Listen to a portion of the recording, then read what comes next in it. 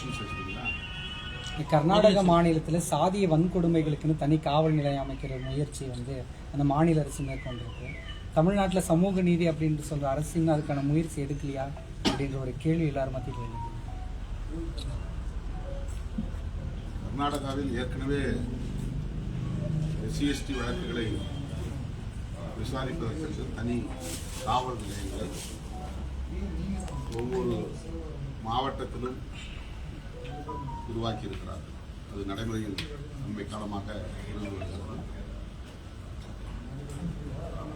இந்தியாவில் வேறு எந்த மாநிலத்திலும் இல்லாத ஒரு முன்மாதிரியாக கர்நாடக மாநில அரசு வன்கொடுமை தடுப்புச் சட்டத்தை முழுமையாக நடைமுறைப்படுத்துவதற்கென்று இந்த ஏற்பாட்டை செய்திருப்பது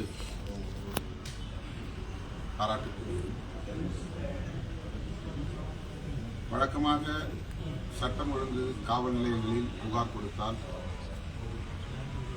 அதற்கு அவர்கள் முக்கியத்துவம் அளிப்பதில்லை.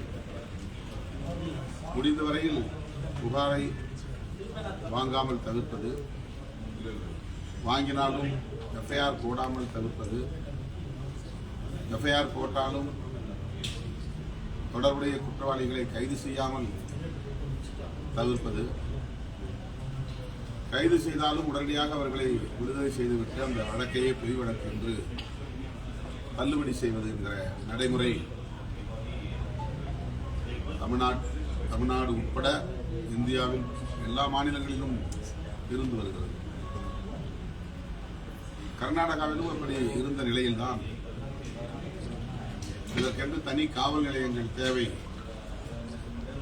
புகாரை பெற்றுக்கொள்ளவும், வழக்கை பதிவு செய்யவும், புலன் விசாரணை செய்யவும், குற்றவாளிகளை அடையாளம் கண்டு அவர்களுக்கு உரிய தண்டனை பெற்றுத்தரவும் தனி காவல் நிலையங்கள் தேவை என்பதை உணர்ந்து அதை நடைமுறைப்படுத்த முன்வந்திருக்கிறார்கள், நடைமுறைப்படுத்திக் கொண்டிருக்கிறார்கள். தமிழ்நாடு உட்பட பிற மாநிலங்களும் இந்த நடைமுறையை பின்பற்ற வேண்டும் என்று விடுதலை சிறுத்தைகள் கட்சி வலியுறுத்துகிறது. ஏற்கனவே இது தொடர்பாக மாநில அளவிலான விழிப்பு மற்றும் கண்காணிப்பு குழுவில் நான் சுட்டிக்காட்டியிருக்கிறேன். தமிழ்நாடு அரசின் கவனத்திற்கு மீண்டும் இதை நாங்கள் கொண்டு செல்வோம், அதை நடைமுறைப்படுத்த வலியுறுத்துவோம். புதுக்கோட்டை மாவட்டம் வடகாடு என்கிற கிராமத்தில் கோயில் வழிபாடு தொடர்பான சிக்கல் சில ஆண்டுகளாக இருந்து வருகிறது. அதனையொட்டி அண்மையிலே நடந்த தேர் திருவிழாவின் போது தேர் வடத்தை தொட்டுக் கொடுப்பது ஆதிதிராவிடர்களுக்கான பாரம்பரிய உரிமை.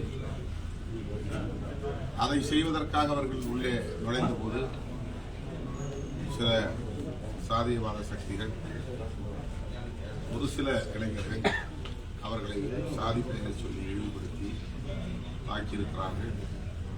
அதே வேளையில் ஆதிதிராவிட குடியிருப்புக்குள்ளும் ஒரு கும்பல் நுழைந்து அங்கே தாக்குதலில் ஈடுபட்டிருக்கிறார்கள், தீ வைப்பில் ஈடுபட்டிருக்கிறார்கள். ஆனால் இருதரப்பிலும் வழக்குகள் பதிவு செய்யப்பட்டிருக்கின்றன. பள்ளி மாணவர்கள் மீதும் வழக்கு பதிவு செய்யப்பட்டிருக்கிறது. காயமடைந்து மருத்துவமனையில் சிகிச்சை பெற்று வரும் தலித் இளைஞர்கள் மீதும் வழக்கு பதிவு செய்யப்பட்டிருப்பது அதிர்ச்சி அளிக்கிறது. இந்த போக்கை கண்டித்து வருகிற 13ஆம் தேதி மாலை 3 மணி அளவில் புதுக்கோட்டையில் எனது தலைமையில் புதுக்கோட்டை மாவட்ட விடுதலை சிறுத்தைகள் ஒருங்கிணைக்கும் ஆர்ப்பாட்டம் நடைபெறுகிறது. பாதிக்கப்பட்ட மக்கள் மீதே போடப்பட்டிருக்கிற பொய் வழக்குகளை திரும்பப் பெற வேண்டும் என்றும், கோயில் வழிபாட்டு உரிமையை நிலைநாட்ட வேண்டும் என்றும்,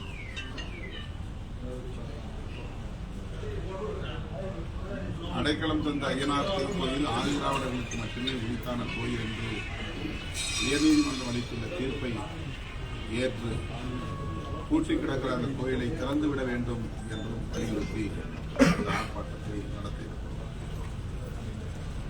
மே 31ஆம் தேதி விடுதலை சிறுத்தைகள் கட்சி சார்பில் திருச்சிராப்பள்ளியில் மதசார்பின்மை காப்போம், மாபெரும் மக்கள் எழுச்சி பேரணி நடத்த திட்டமிட்டுள்ளோம்.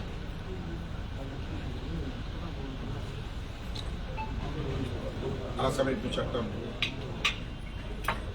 மதசார்பின்மையை உயிர்மூச்சு கோட்பாடாக கொண்டிருக்கிறது என்பதை நாம் அறிவோம். அரசு மற்றும் பொதுமக்கள் அனைவருமே ஒரு சார்பு நிலை எடுக்காமல், மதசார்பு நிலை எடுக்காமல், அவரவர் நம்பிக்கை அவரவருக்கு என்கிற அடிப்படையில் சகோதரத்துவத்தோடு ஒருங்கிணைந்து வாழ வேண்டும் என்பதை வலியுறுத்தக்கூடிய வகையில் இந்த பேரணியை விடுதலை சிறுத்தைகள் கட்சி ஒருங்கிணைக்கிறது. ஜம்மு காஷ்மீர் எல்லை ஓரத்தில் அவ்வப்போது வெடிக்கிற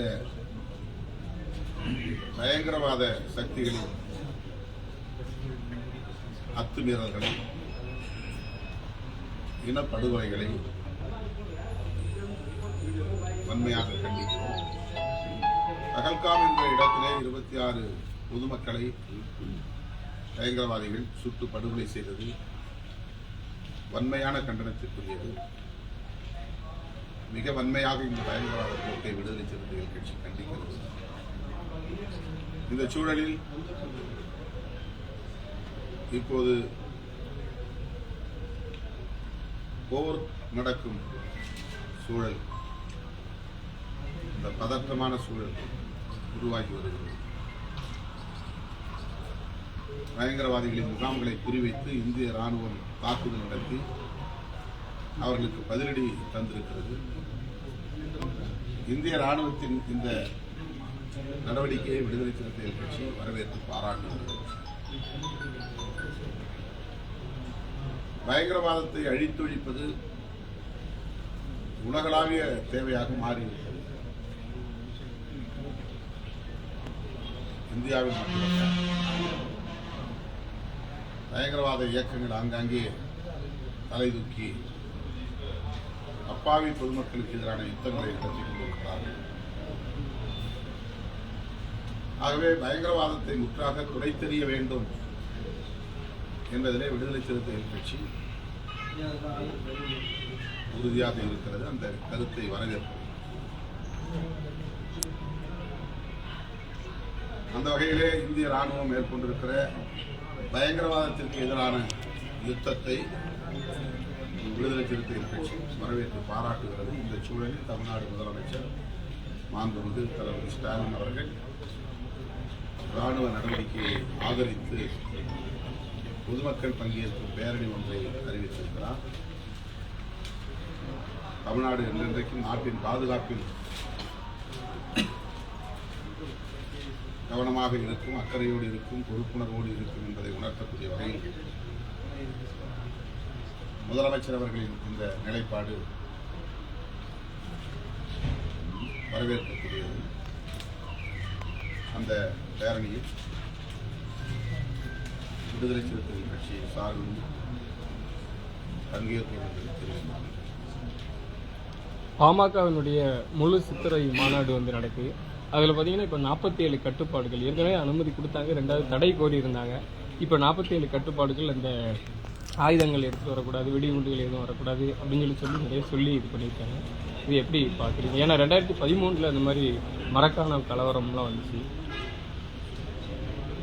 பேரணிகளுக்கு இப்போது வழக்கமாக காவல்துறை இது போன்ற கட்டுப்பாடுகளை விதித்து தான் அனுமதி தருகிறது.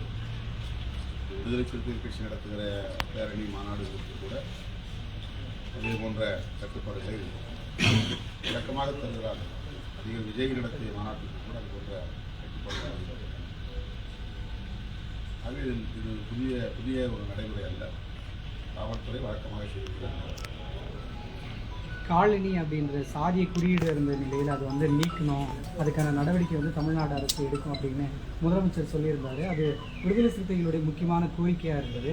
அதே மாதிரி இந்த பஞ்சமி நிலங்கள் மீட்டுக்கிறதுக்காக விடுதலை சிறுத்தைகள் சார்பாக வலியுறுத்தப்பட்டிருக்கா, அதை மீட்டுக்கிறதுக்கான நடவடிக்கையில் தமிழ்நாடு அரசு ஏதாவது ஈடுபட்டிருக்கிறாங்களா? காலனி என்கிற சொல் சாதியை அடையாளப்படுத்தக்கூடிய ஒரு குறியீடாக எப்படி இந்த சொல்லாடல் வந்து வாழ்வில் ஒட்டிக்கொண்டது என்று தெரியவில்லை. காலனி என்றால் குடியேற்ற பகுதி என்றுதான் பொருள்.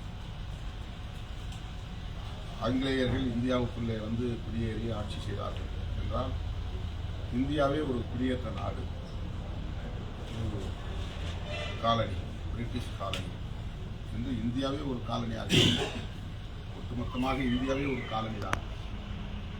ஆனால் சாதியவாதிகள்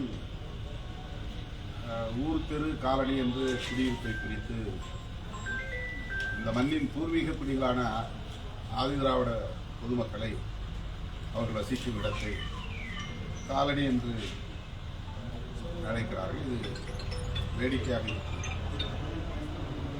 ஆங்கிலேயர்கள் வெளியேறிய பிறகு இந்தியாவுக்கு காலனி என்ற பெயர் காணாமல் போய்விட்டது.